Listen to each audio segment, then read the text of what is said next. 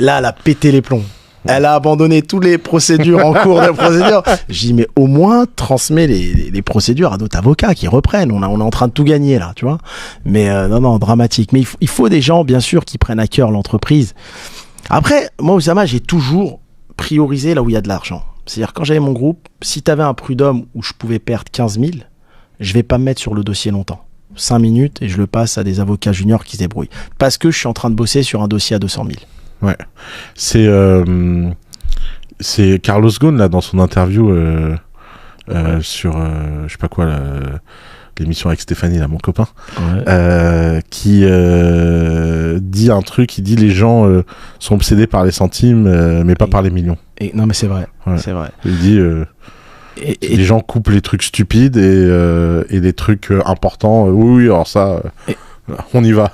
Exactement. Ils sont focus sur les petits sous. Ouais. Mais tu le vois. Hein. Moi, souvent, je parle avec mes juristes. Je dis là, ça fait une semaine, travaille sur un dossier. Au pire, on va perdre 3 000 €. Mais ta semaine de boulot sur ce dossier, elle va me coûter plus que 3 000. Donc, laisse tomber. Tu sais, c'est comme quand tu as des procès. Moi, à l'époque, j'ai des procès avec des franchisés. Je vais pas me battre alors que je risque de perdre avec un franchisé 100 000 €. Ok, va au procès, fais ta vie. De toute façon, même si je gagne le procès, le franchisé va se mettre en liquidation. Ouais, bien sûr. Donc j'obtiendrai pas les 100 000. Ça sert à rien. Pourquoi je vais mettre de l'énergie dans le vide? Et ça, les gens qui sont pas dans le business peuvent pas le comprendre. Non, bien sûr. Tu vois, je préfère, au lieu de bosser sur une procédure comme ça, je bosse par exemple sur une nouvelle entreprise qui, elle, je vais la valoriser, je vais la vendre, mais je mets toujours mon focus sur le futur, jamais sur le passé. Et aujourd'hui, tu continues à faire de la restauration ou Fini. Aujourd'hui, je vais te dire en toute transparence. T'avais essayé de racheter Quick, mais c'est fini tout ça. J'avais un mindset simple dans ma tête. Je parlais avec ma mère. Elle me disait, mais tu t'es pas fatigué, tu te butes, tu reviens. T'es parti en Chine, t'es revenu, tu lâches pas le truc. Moi, j'ai un truc, quand je veux aller au bout, je lâche pas. Je lui dis, écoute, moi, mon but, c'est de faire le plus gros groupe halal au monde. Pour faire ça, je dois acheter la meilleure locomotive qui est Quick. D'accord. Moi, ma mère, c'est un peu ma confidente. Elle connaît rien au business, mais elle écoute ce que je sais, elle a un regard sage. Et donc, écoute, mon idée, c'est de racheter Quick. Écoutez, Quick, aujourd'hui, ça vaut 1 milliard. Hein. Ça valait 237, alors que personne n'en voulait. Je me suis dit, je rachète, je valorise, ça va valoir 1 milliard. Avec le fonds d'investissement qui me suivait, j'avais géré un super bon sweet equity d'une part et une sortie du fonds deuxièmement, parce que eux, le fonds, ce qu'ils veulent, c'est faire leur cash en 4-5 ans. Mais moi, je serais resté tout seul à la suite. J'aurais fait un LBO et je continue tout seul, comme un peu a fait Zouari avec Picard, là. Tu as été associé et là, il vient de sortir Lyon Capital, je crois. Et donc, si tu veux, je me dis, je monte à 1 milliard. D'ailleurs, la stratégie qu'ils sont en train d'appliquer, c'est la mienne. Hein. C'est la stratégie que j'avais envoyée à la Banque Lazare. Ensuite, j'achète tous les minoritaires, toutes les petites chaînes halal. C'est facile après. Quand tu as un EBITDA de 200 millions, tu rachètes tout en une avalée. Hein. Ensuite, je développe à l'international et j'allais reprendre Courte Paille pour le passer en halal. Et je me disais dans ma tête, j'ai le numéro 1 du fast-food qui est Quick. J'ai Courte Paille qui devient halal, donc numéro 1 de la restauration halal assise. Donc je me dis, là, je fais 1 milliard. Courte Paille, je monte à 500, je fais 1,5 milliard. Je rachète tous les minoritaires pour ajouter 500, je suis à 2 milliards et je serai devenu le vrai concurrent du groupe Bertrand, par exemple, en versus halal. Mais après, j'ai envie de dire, il y a le lobbying politique, il y a plein de choses. Mais je me disais dans ma tête, si j'y arrive pas, j'ai fait le tour de la restauration, j'étais le premier à faire de la franchise éthique, etc. Si j'y arrive pas, je prends un virage à 360. D'accord ? Donc, j'ai vu que c'était pas possible, j'ai tout abandonné. J'ai vendu les restos qui me restaient. Je suis en train de vendre les immeubles qui restent. Et j'arrête tout, je passe qu'au digital. SaaS, abonnement. Je veux plus entendre parler de business physique. Le business physique, en plus de ça, t'es hyper vulnérable. Mais moi, j'en pouvais plus des courriers tous les jours. Et ça se trouve, j'aurais repris Quick, on m'aurait créé d'autres problèmes. Ouais, ça c'est sûr. Bon, ça... Je me suis retrouvé dans d'autres sauces. D'autres problèmes, nanani, c'est un trafiquant, c'est ceci, il a violé une caissière dans la chambre froide. Enfin, on m'aurait trouvé une salade. C'est la réalité, je pense qu'elle est là. Et je pense que c'est réel. Et donc, digital, t'es à Dubaï, les boîtes, elles sont à Hong Kong, elles sont à Singapour. T'as une clientèle dans le monde entier. Moi, aujourd'hui, j'ai des gens qui m'appellent des USA, des gens qui m'appellent de Singapour, de partout. Donc, t'as une clientèle partout. Le business, il est international. Mais t'es plus vulnérable. Ouais, exactement. Puis c'est bien d'avoir des business dont les gens s'en foutent qui tu es. Aussi. Ouais, franchement... J'aurais repris Quick, ça se trouve, j'aurais eu une vie de merde, hein, Oussama. Ouais, parce que ils auraient réussi à nous en faire un truc identitaire, machin. Voilà. Il est en train de transformer la France. Halal, exactement. Ouais, juste parce qu'il y a 30% qui achètent halal. Exactement. Ouais. Voilà.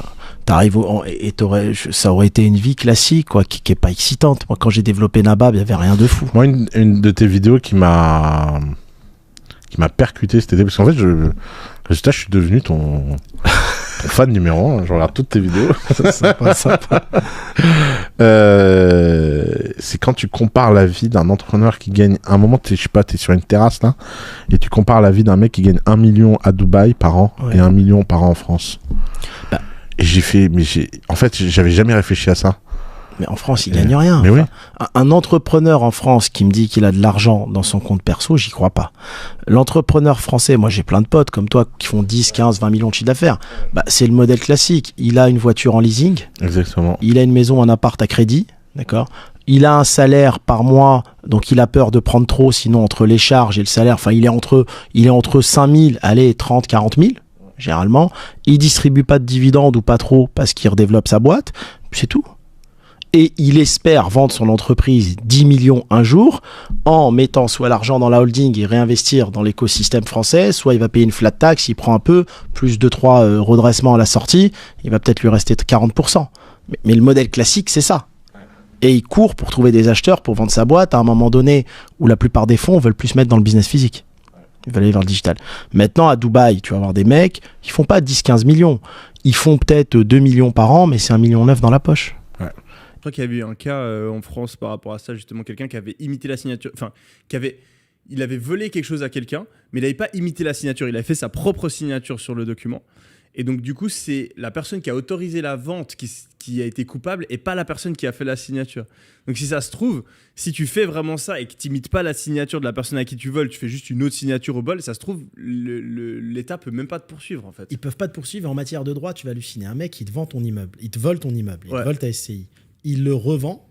T'as vu, il revend ton immeuble, il récupère l'argent. Celui qui a récupéré l'immeuble, il risque rien. Ouais. Lui, il est dans un schéma classique. Ouais. C'est l'escroc au milieu qui risque maximum 1 an avec sursis, parce qu'ils vont rien lui faire.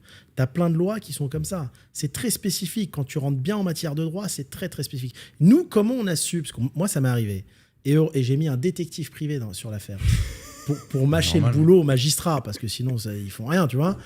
Ils ont fait une erreur. Quand ils ont enregistré les parts sociales, au lieu de mettre un numéro de bidon, tu vois, un Lika mobile ou quoi, ils ont validé avec un numéro SMS qui a été sur le vrai téléphone de la personne. Une erreur. Une erreur des débutants. Ils avaient juste à mettre une puce bidon, Lika mobile, et on ne trouve pas qui c'est. Et c'est avec ça que les détectives et tout, ils remontent aux personnes qui ont fraudé. Et tu l'as trouvé, tu l'as kidnappé, tu l'as forcé à manger du kebab pendant 2 jours jusqu'à qu'il décède. Non, mais c'est un cadeau. Ça, c'est la justice, quoi. C'est dingue, hein. Mais et d'ailleurs, t'as pas le droit de kidnapper quelqu'un, genre. Non mais regarde, t'as un cambrioleur. Le Suisse, il est. Non mais t'as un gars qui te cambriole. Oui. Tu le chopes, tu l'immobilises au sol, tu le retiens comme ça jusqu'à que les flics arrivent. Tu peux te faire poursuivre pour séquestration. Et il y a des cas de figure où les personnes qui ont fait ça ont pris des sentences plus graves que le cambrioleur. Tu te fais squatter ton appart à Paris. Tu peux rien faire. Sinon, c'est toi qui vas en prison. Il faut les laisser dedans. C'est ouf. Justice à l'envers. En fait, c'est des justices qui sont faites pour les escrocs. Pourquoi? Nous, on ne sait pas, tu vois. Je sais pas, c'est pas logique. Tu sais, le juge ou l'État, ils se disent pas, tiens, le mec qui a acheté l'appart, il le loue à un autre, peut-être qu'il a un crédit, peut-être qu'il galère, il n'arrive pas à payer son crédit, l'autre, il lui paye pas le loyer, il met 3 ans à l'expulser. Ils se posent pas ces questions-là, en fait, compte. Oui, parce que c'est les méchants propriétaires qui sont riches de toute façon. Voilà. On s'en fout. On part toujours du principe où le propriétaire est plus riche, alors que la plupart, ils ont que des dettes. Ils sont endettés, quoi. C'est quoi qu'on t'a volé, toi, du coup? C'était une SCI? Ouais, c'était un immeuble où, en plus, j'ai pas mal d'associés dedans qui valaient pas mal d'argent. Et du coup, t'as lancé une procédure en justice pour, comme t'as retrouvé la personne ou... Ouais, mais moi, c'est mon métier. J'ai lancé 5 procédures en même temps. Ouais. Moi, la personne qui a volé, c'est une personne qui vit à l'étranger. J'ai même lancé des procédures à l'étranger pour saisir tous ses biens personnels. Mais parce que c'est mon métier. Et j'y passe du temps et ça me prend la tête parce que j'ai autre chose à faire. Et du coup, la personne a été jugée ou... Non, mais pour être jugé en France, t'attends 4-5 ans. T'as le... Ok. Et toi, t'as récupéré tes biens ou pas? Oui, je les ai fait nantir. Ok. Je les ai bloqués en fait. Je les ai fait nantir, je les ai fait hypothéquer, j'ai tout bloqué le temps de la procédure. Ok. Tu as eu des sacrées galères quand même. On avait parlé des redressements fiscaux à 21 ans, l'expulsion du restaurant, l'interdiction de gérer les faillites personnelles. Tu as eu aussi beaucoup de trahison dans le business. Est-ce que tu peux nous raconter les pires escroqueries de tes collaborateurs? Dans le business, moi, tu as vu, je suis de nature très bienveillante. Comme j'ai dit, tu sais, quand je touche du bois, j'ai toujours bien gagné ma vie et j'ai jamais été attiré par l'argent. Donc, j'aime bien aider les gens, tu vois, à monter, à grandir. J'ai pris plein de mecs autour de moi qui partaient de zéro, je les ai fait monter et je me suis rendu compte que c'est pas forcément, je sais pas si ça vous est arrivé, quoi, mais c'est pas forcément être bienveillant qui paye. Tu vois, moi, je te donne un exemple.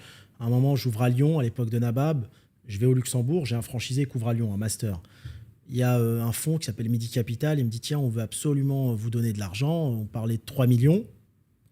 Je dis, écoutez, moi, je vais au Luxembourg, je ne peux pas parce qu'il fallait que la holding soit en France. Okay, donc, je propose que le master franchisé lyonnais prenne les 3 millions. Donc, moi, je l'aide, tu vois, à développer la région et tout. Il prend les 3 millions, il va ouvrir chez un concurrent. Tu vois, un truc comme ça m'est arrivé plein de fois. Tu sais, la loyauté, le bien que tu vas faire vers les gens. Il va ouvrir un concurrent à une autre franchise. Ouais, il va ouvrir une autre franchise. Avec l'argent levé par Nabab. T'imagines ? C'est ouf. Comme si toi, en fait, là, Ouais, j'ai un fonds qui arrive. Je dis, bah tiens, il y a Oussama qui est dans la ville. Passez-lui les 3 millions, il va développer la marque. Le fonds, il dit, moi, je veux que du Nabab, je veux ouvrir du Nabab. Toi, tu prends les 3 millions et tu vas ouvrir des, je sais pas, des sushis. Quoi. Des kojans. Tu vois, des kojans. Et en fait, je sais pas, après, vous êtes entrepreneur aussi. Vous voyez, est-ce que les gens que t'aident, forcément, on cherche même pas à ce qu'ils te le rendent, mais on cherche au moins à ce qu'il y ait de la loyauté, de l'honnêteté, c'est tout.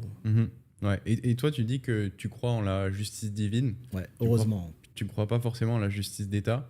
Tu as une anecdote par rapport à ça. Est-ce que tu peux nous raconter? Tu vas halluciner. Les mecs qui me l'ont fait à l'envers, que j'ai aidé avec bienveillance, sans profit et tout, c'est dingue, hein. Ils sont tous fait kidnapper. C'est dingue. On leur a tous volé leur immeuble. Il leur est arrivé que des problèmes graves. Hein. Mais pas problèmes personnels graves. Hein. Putain. C'est fou. Vous est déjà arrivé des trahisons, des problèmes en business ou pas? Il est sérieux, il me demande. Oui, bon. Non, vas-y, demande à lui. Non. Ah, c'est bien, non, ça va pas not eu, c'est so bien. far. Non. Mais la mentalité suisse, peut-être, c'est différent. Je sais pas. Je crois que C'est pas Tours, je crois que quoi. c'est magique, la Suisse. Hein. Tu travailles avec beaucoup de Français quand Moi, même, plus non? je fréquente des Suisses, plus je me dis que c'est un truc de civilisation supérieure. Ouais, ouais, non, mais je crois que dans ces pays-là, il n'y a pas de problème. C'est Luxembourg, Suisse et tout. un truc de fou. Ah, mais déjà, ils grandissent avec un salaire moyen de 5 ou 6 balles, c'est ça. Hein. J'en ai une micro-trahison. Ça va être un truc de Suisse, tu vas te ridiculiser. Un de mes tout premiers business, enfin, je sais même pas si on peut appeler ça un business, c'est en fait à l'époque, quand j'étais étudiant, je suis allé à Londres pour apprendre l'anglais. Et puis là-bas, je vois qu'il y a des rabatteurs. En gros, ils ramènent du monde dans les boîtes de nuit et ils se font payer 10, 20 balles par personne qu'ils arrivent à ramener. Et en Suisse, il n'y a pas du tout ça. Et du coup, je vais dans une des boîtes de nuit de ma ville et je vais parler au manager et je lui dis, est-ce que tu peux me payer pour que je ramène des gens dans tes soirées? À ce moment-là, ils lancent une nouvelle soirée, donc ils ont besoin, et ils se disent pourquoi pas, je vais essayer de travailler avec ce mec. Donc moi, ce que je fais, c'est que je blinde les pubs Facebook et je vais aussi parler à tout le monde que je connais et je fais un peu du MLM. Je fais genre en mode, moi je gagnais 2 balles par personne qui rentrait. Et je disais, si toi tu me ramènes une personne, je te file 50 centimes par personne. Et donc en fait, j'avais plein de petits agents qui allaient faire la promo dans leur petit village, dans leur quartier, etc. Et je ramène, je sais pas, genre 400, 500 personnes par soirée. Puis il y avait Pablo aussi qui faisait avec moi, il ramenait genre 200, 300 personnes aussi. Donc en fait, on remplissait presque la soirée, nous, et on gagnait, je sais pas, 500 balles par soirée, quoi. Donc c'était pas mal en tant qu'étudiant. Et après, moi, en fait, ce que j'ai fait, c'est que j'ai dû partir, je sais plus pourquoi. Et donc, ouais, je crois que je suis parti de la ville. Je sais plus quand c'était. Ouais, quand je suis parti pour mes études en échange, je pouvais plus le faire. Et donc je trouve un autre mec qui était mon meilleur lieutenant, quoi, qui faisait pour moi, et je lui dis, prends ma place. Je te refile le contrat avec la boîte, c'est toi qui gères tout à partir de maintenant, mais tu me reverses genre, je sais pas, 30% du profit. Et donc le mec, il fait ça pendant 2 mois, et après tout d'un coup, il vient, il fait, ouais, tu sais quoi, là, je t'ai quand même payé 200 balles, tu fais rien, etc. Maintenant, c'est moi qui gère, j'ai plus vraiment besoin de toi et tout, donc je vais arrêter de te payer. Et là, je suis là, mec, mais enfin, non, c'est pas comme ça que ça marche, le deal, c'était à long terme. Et du coup, je lui fais, non, il me fait, oui. Je fais, mais mec, tu peux pas faire ça. Il fait, qu'est-ce que tu vas faire? Puis je suis là, bah ouais, bah qu'est-ce que je vais faire? Je vais pas aller à la police et tout, il y a pas de contrat, il y a rien. Musk et Trump ensemble qui font un truc comme ça. Ouais. Donc la proba que ça arrivait, Ouais. elle est nulle en fait. Enfin, Ouais. Ça devait pas arriver. Et t'as une espèce de rencontre incroyable. Le mec là de Dodge qui explique que donc je sais plus quoi, le Federal Payment System là, donc ils ont été prendre sur une clé. Ils veulent pas USB. avoir accès ou Non mais donc c'est l'endroit où on paye tout aux US. Ouais, c'est ça. Il y a depuis 1979 ou 80, je sais pas trop l'année sur laquelle ils ont la data, il y a 5 trillions de dépenses, 5 trillions qui ont un objet justification vide. Ouais. C'est fou. Toi dans ta boîte Toi, t'as 50 € qui sont pas justifiés. tu fais un virement de 1000 balles à un employé, vas-y, la police te tombe dessus. Tu finis en garde à vue. à Nice. T'imagines? Ouais. Moi, j'ai un pote là, il m'a pas cru. Donc il a emménagé à Dubaï et je lui dis surtout, ne fais pas de virement depuis ton compte français vers ton compte Dubaï. Il dit pourquoi? Fais-moi confiance. Vraiment, je te jure. Il m'a pas écouté. Il s'est fait un virement de 3000 € pour payer son loyer. Ouais. Dans la minute où il a fait le virement, KYC étendu, 40 formulaires à fournir, fermeture du compte. Et alors, en plus, ils lui ont fait le coup que les banques adorent faire. C'est qu'il avait pas mal d'argent sur ce compte. Ils ont tout fermé au bout de 2 semaines. Et ils lui ont envoyé un chèque à son adresse qui n'existe plus. C'est fou. En disant, bah, vous avez pas updaté votre adresse, c'est pas notre problème. Donc là, il y a un chèque de banque qui se balade quelque part, avec 100% de son patrimoine. Et il est en panique. Il y a des trucs surréalistes. Hein. Moi aussi, quand je me suis expatrié à Dubaï, j'ai eu un prélèvement à la source de 17 000 € sur mon compte français. Donc, tu vois, j'aurais peut-être dû sortir l'argent pour le coup. Et en plus de ça, tous les mois après, ils me prélevaient 1500 €. Et ils l'ont fait pendant 11 mois. Et ça a été une galère pas possible de les joindre, d'essayer de comprendre pourquoi est-ce qu'il y avait ces prélèvements à la source sur mon compte français. Et en fait, quand on a enfin réussi à découvrir la vérité, le mec nous a dit « Ah bah c'est une erreur. Désolé, vous auriez jamais dû être prélevé. » Et ils sont censés nous rembourser. Ça fait 2 ans que, tu vois, on a l'histoire. Ils sont censés me rembourser, ils m'ont jamais remboursé. Ils vont jamais te rembourser en plus. Ouais. C'est fou. Plus de 15 000 €. L'État, C'est la plus grande mafia autorisée. Et on peut rien faire. Et c'est un truc de fou. Bah non, ils vont te mettre en garde à vue. Bah ouais. Ce qui est dur, c'est quand t'es entrepreneur, t'es vraiment hyper exposé, t'es responsable juridiquement, t'as pas de chômage, et tu te fais quand même taper dessus assez fortement, tu te prends des contrôles fiscaux. C'est quand même assez étonnant. Alors que finalement, c'est toi qui crée la mais richesse. c'est un truc de C'est pas malade. l'État qui crée la richesse. Mais de toute façon, franchement, je le dis avec tout l'amour du monde, hein, les entrepreneurs dans ce pays sont vraiment des soumis, quoi. Enfin, il y a un moment.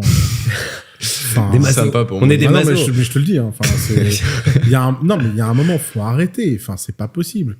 Après, Ça tu vois, peut il y a pas- aussi Ça ce peut pas côté- te direr, quoi. il y a T'as aussi pas une ce- boîte aux US, toi? Si, j'ai une boîte aux US pour des raisons, parce que c'est obligatoire, mais j'ai aussi une boîte en France et toute l'activité est en France. Ah, putain. Et en fait, moi, je pense qu'on a le meilleur pays au monde, tu vois, objectivement. Le pays le plus beau, la meilleure histoire, la meilleure culture. Enfin, c'est incroyable. Mais on a un espèce de système qui doit Ouais, être vraiment bouleversé. Mais il est fou, le système, là. Ouais, il est assez fou. Moi, je Bah, veux dire, tu vois, tu parles du système qui est fou. C'est le truc le plus fou qu'on ait quand même en France, c'est le système des retraites.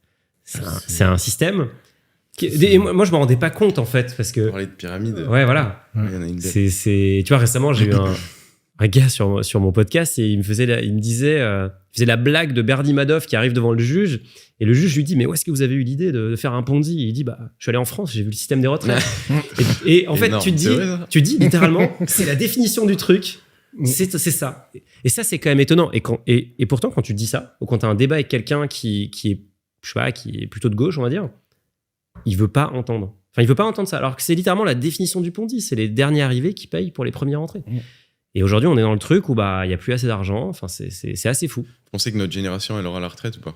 Enfin, je me Ouais, demande. impossible. Mais c'est impossible. En fait, c'est juste, on prend un petit Excel. Là, on se pose 2 minutes, on prend un Excel, on tire des lignes, et voilà, on voit que c'est 0. Donc, et le pire, c'est qu'on paye de plus en plus. On a quand même un ministre des Finances qui a dit les entreprises françaises doivent accepter d'être moins compétitives. Ça veut dire quoi? Ça veut dire qu'il faut accepter d'avoir des hausses d'impôts. Donc c'est vrai que tu te dis, Mais c'est du ouf, les mecs. ouais, c'est un peu triste. Moi, parce je trouve que là, la décision des 25 000 euros TVA auto-entrepreneur, alors celle-là, elle m'a. Mais ils l'ont annulé celle-là. Ouais, mais. Parce que c'est. Ça sort de l'esprit de qui, ça? Mais en fait, pareil, tu vois, pour avoir pas mal passé du temps avec des députés. Alors, il y a des députés qui sont incroyables, tu vois. Faut vraiment le dire. Il y en a qui sont. D'ailleurs, c'est souvent des anciens entrepreneurs qui vraiment. Mais ils sont en minorité. Ils sont vraiment en tout petite minorité. Mais sinon, c'est des gens qui sont dans des commissions. On leur apporte les sujets. Il y a un espèce de téléphone arabe qui fait que entre le message que tu as voulu donner au départ et ce que le député va faire, c'est devenu n'importe quoi. Et à la fin, plus personne sait vraiment pourquoi la loi est là, le texte, le machin. Et là, ils ont voté des trucs, tu vois, sur les BSPCE, justement, le truc qui, moi, m'avait énormément... qui m'a donné un énorme coup de boost dans ma vie. Là, ils ont rajouté ils les taxent 2 fois. Ils les taxent au moment où tu exerces et au moment où tu revends. Donc, tu payes 30% et 30%. Et donc, tu vois, typiquement, on a le cas, là, en ce moment, quelqu'un qui voulait exercer. Et on lui a dit, mon gars, pas de problème, tu peux exercer. Par contre, vu que tu es arrivé au tout début, littéralement, et que là, bah, la boîte a quand même beaucoup... la valorisation a explosé, et bah voilà combien tu dois d'impôts. Mais le gars, il les a pas. Enfin, il a pas cet argent dans sa poche. Tu vois. Je sais même pas si les gens qui ont voté ce texte ont compris ce qu'il faisait. Et c'est un truc qui va rapporter peut-être, 20 millions d'euros. Et tu dis, mais d'un côté, on tape. Les startups, c'est quand même un truc de dingue, tu vois. Moi, je dis souvent, l'ascenseur social en France, il est inexistant. La startup, c'est peut-être le dernier ascenseur qui marche, tu vois. Et moi, j'ai eu la chance de monter dedans. Et là, on te dit, ah, mais même celui-là, on va le taxer. On va taxer jusqu'à la mort, tu sais. Je sais pas si vous vous souvenez du sketch des inconnus, le truc de taxes. Franchement, je me le regarde une fois par mois en ce moment. Je me dis, les mecs, ils étaient vraiment visionnaires, quoi. C'est incroyable. C'est quoi, taxe foncière, taxe immobilière, taxe sur l'avant. C'est fou. Et en plus, on te dit, parce qu'il y a l'impôt qui rappe tout. Ouais, exactement. Il y a l'impôt